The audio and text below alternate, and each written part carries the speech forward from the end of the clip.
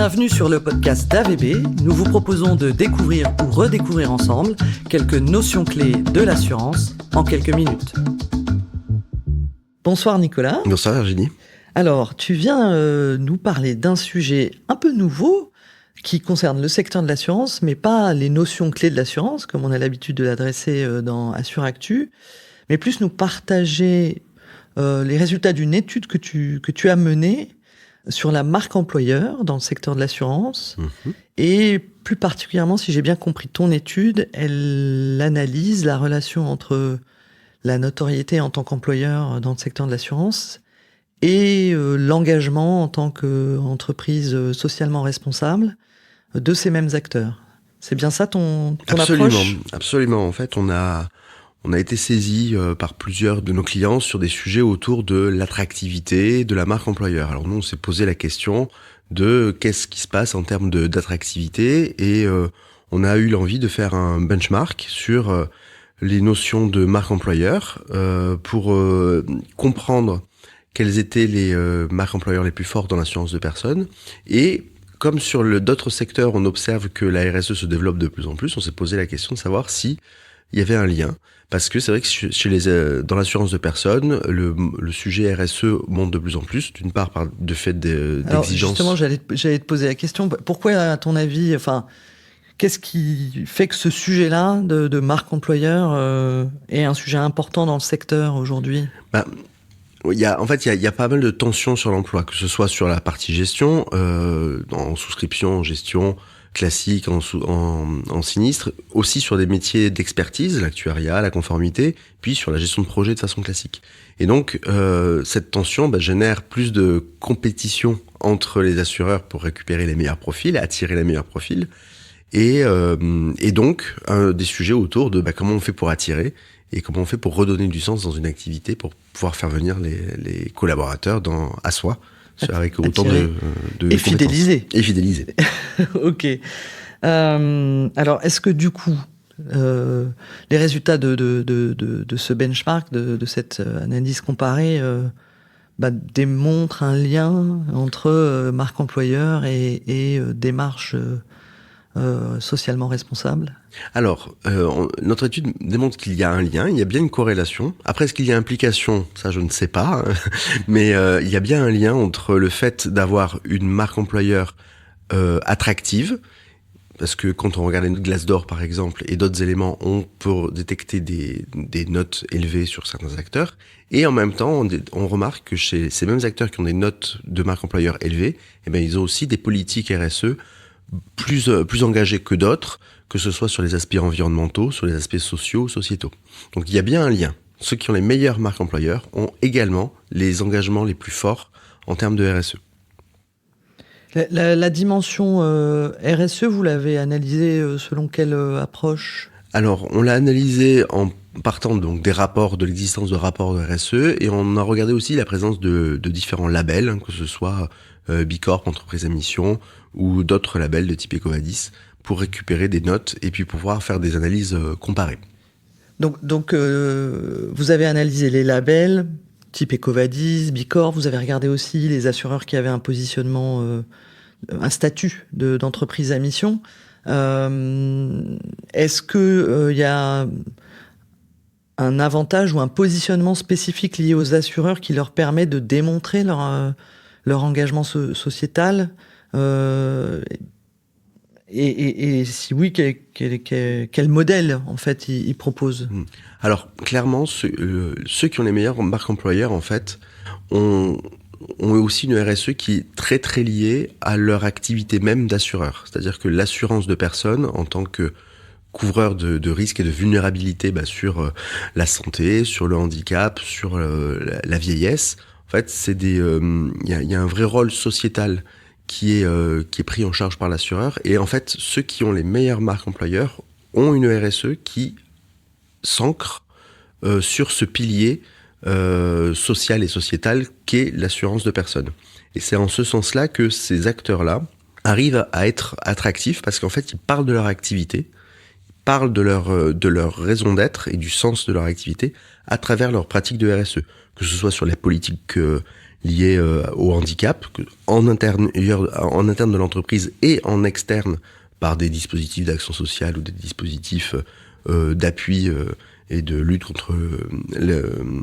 contre l'exclusion ou du moins l'insertion des personnes en situation de handicap, que ce soit sur des sujets de positionnement de la marque en tant qu'assureur. Il y a certains assureurs qui ne se positionnent pas non plus comme assureurs, mais comme partenaires santé. Ce petit switch, c'est une façon de mettre le rôle sociétal en avant et le mettre plus en avant que son rôle principal d'assureur. Et donc ça, c'est attractif pour des candidats. On observe aussi des acteurs qui pilotent leur engagement associatif et social et qui s'assurent que ça vienne des employés et des collaborateurs pour pouvoir développer cette fibre protection sociale. Et on a aussi des acteurs qui mettent en place des observatoires, des organes d'observation des évolutions de la société, que ce soit sur la santé, que ce soit sur d'autres sujets, sur le climat, pour pouvoir développer donc leur politique RSE et en même temps servir, faire appliquer leur utilité sociale en tant qu'assurance de personnes. Ok. Donc si je comprends bien, votre analyse, elle démontre que les organismes du secteur de l'assurance de personnes, ils ont un atout quasi naturel à faire valoir en matière d'impact sur la société, d'accompagnement des salariés, des retraités, des actifs et des inactifs. Et certains ont su en tirer parti. C'est ça. Mais alors, justement, sur ceux qu'on su en tirer parti, est-ce qu'il se dessine des différences en fonction de la taille de l'assureur, du secteur sur lequel il intervient plus spécifiquement? C'est vrai qu'on remarque que, quand on faisant l'étude, que les plus gros assureurs, ceux qui ont, en termes de nombre de collaborateurs, sont ceux qui ont des marques employeurs généralement les plus hautes et des politiques RSE les plus hautes. C'est probablement lié à leur capacité en termes de moyens. Donc ça, c'est ce qu'on observe chez les plus gros assureurs. Chez les plus petits assureurs, on observe un effet, j'ai envie de dire, double tranchant. C'est-à-dire qu'il y a des petits assureurs qui ont des marques employeurs pas forcément très attractives, avec des RSE pareil, qui sont pas forcément très attractives. Et à l'inverse, c'est chez les petits assureurs qu'on trouve les meilleures notes de marque employeur, parce qu'en fait, on retrouve des effets de collectifs qui sont qui ont plus ou moins une culture de l'intérêt général, plus ou moins une culture du collectif. Et donc, c'est chez ces petits assureurs qu'on trouve le plus de variabilité, mais en même temps, les assureurs les plus attractifs aussi. D'accord. Il y en a qui sortent du lot, qui surperforment chez les petits. Chez les petits. Alors que chez les plus gros, c'est assez linéaire. Ils sont tous relativement bons. Et c'est probablement. Ils ont mis les moyens, ils ont les capacités de démontrer et de faire connaître leurs engagements. Et est-ce qu'on observe, parce que le secteur de l'assurance de personnes, on sait qu'il y a différents types d'acteurs, des mutuelles, des groupes de protection sociale, des assureurs privés.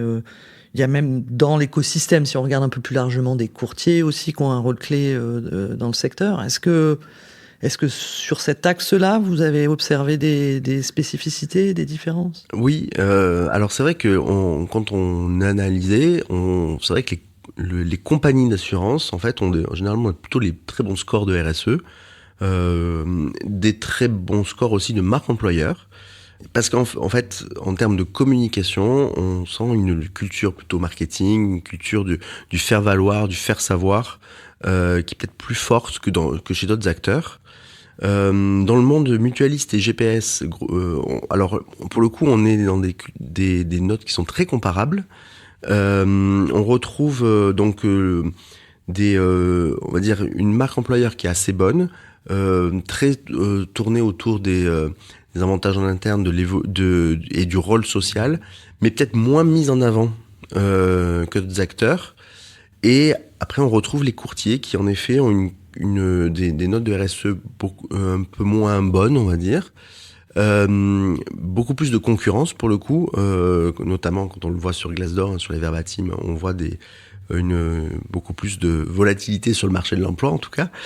Et donc, voilà, on observe quand même ces trois tendances qui se séparent et qui sont probablement liées à des sujets de culture interne et d'historique, en fait.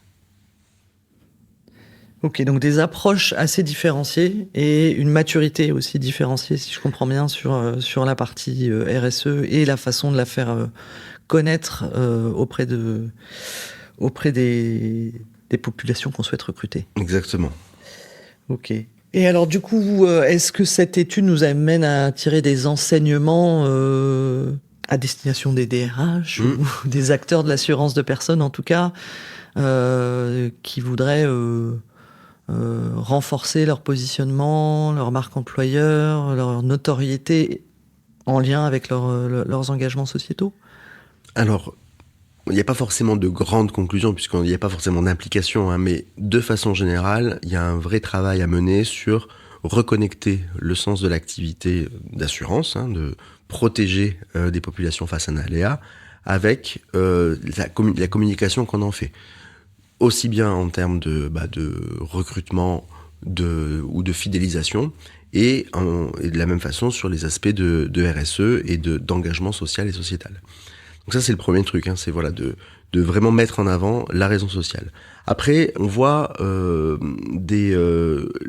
recours au label qui est assez intéressant dans le sens où ça aide à structurer sa communication, à structurer sa façon de diffuser son utilité sociale. Donc, les labels tels que B Corp ou des fonctionnements comme entreprise à mission sont de vraies manières de structurer une démarche qui développe la RSE et qui en même temps fait mieux parler de l'entreprise et qui aide mieux à parler de marque employeur en fait.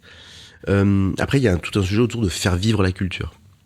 Comment on la fait vivre cette culture? C'est valoriser les réussites en interne, donner davantage de visibilité aux engagements sociétaux et surtout ceux qui sont portés par les collaborateurs. Et encourager les initiatives au sein des assureurs, hein, puisque chaque collaborateur peut être porteur de différentes actions. Et donc tout ça permet de communiquer très abondamment, aussi bien en interne pour faire valoir la marque employeur en interne que en externe pour attirer les talents. Après, il y a tout un sujet autour de la cohérence, s'assurer que ces initiatives soient cohérentes entre elles et qu'on n'aille pas de parler de choses qui ne soient pas sincères ou qui ne soient pas reliées au cœur d'activité. En tout cas, c'est ce qu'on observe chez ceux qui ont les meilleures notes de marque employeur.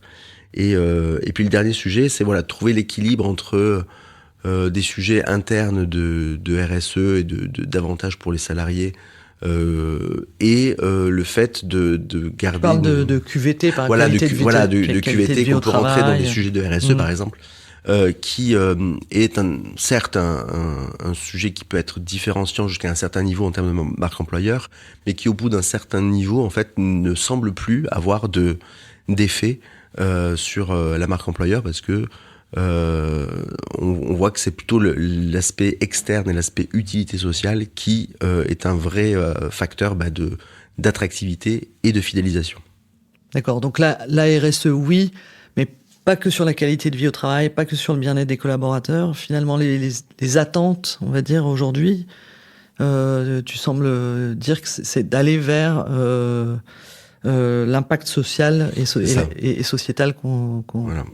Et d'utiliser le sens qu'a l'assurance et la protection sociale comme vecteur d'attractivité de l'entreprise en fait. D'accord, c'est ça la tendance en tout cas dans le secteur de l'assurance. Absolument. Très bien. Merci beaucoup Nicolas pour la présentation de ces résultats et puis il sera peut-être on aura peut-être l'occasion de partager l'année prochaine une actualisation de cette étude. Avec plaisir. Et de voir où on en est dans un an sur ces sujets. Avec plaisir. Merci. Merci. Au revoir.